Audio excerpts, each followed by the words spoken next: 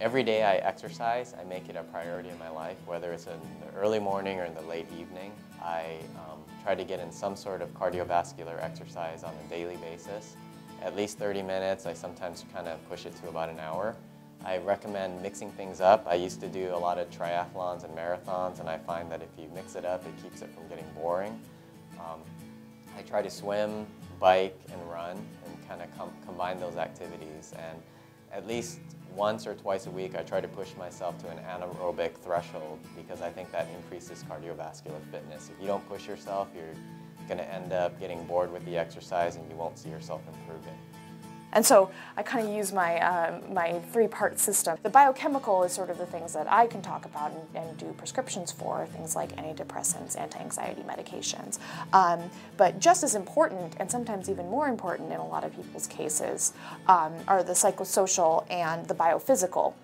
Psychosocial is things like counseling, conflict resolution, identifying things in your life that you can change and things you can't, and learning how to cope with those things.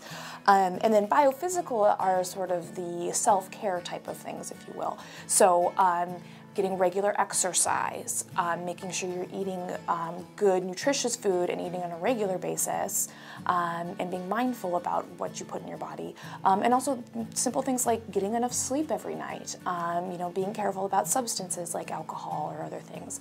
And I think all of these things, when you balance them, you can have a nice balanced mental health picture, as well as helping your physical health. What I recommend to patients commonly is to schedule time for movement. I think our society is pretty sedentary. People often have office work and are really busy, but just putting time on their calendar to exercise, or even if it's just going for a walk, that's the #1 tip I give to my patients. I think the best advice I ever heard when it came to a healthy diet was something that Michael Pollan wrote, was eat food, not too much, mostly plants.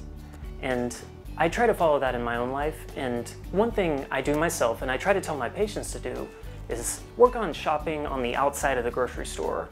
You typically find the healthiest foods, fresh fruits, fresh vegetables, whole grains. The foundation of a healthy diet is usually found on the outside rather than in between the aisles. One thing that I think is helpful is just to plan a fitness routine that's fun and enjoyable and not making it tedious. And I've learned that I can do less and still get the same benefit. For instance, I run 20 minutes a day. The other thing that is often neglected, but I would strongly recommend, is incorporating flexibility as part of that, because as we get older, we tend to get stiff, and that just makes life a lot harder.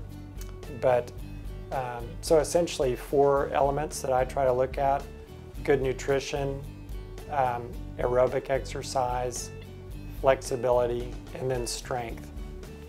So for myself, I try to take the stairs at work as often as possible, even if that means climbing 9 floors of steps in order to get to my office area.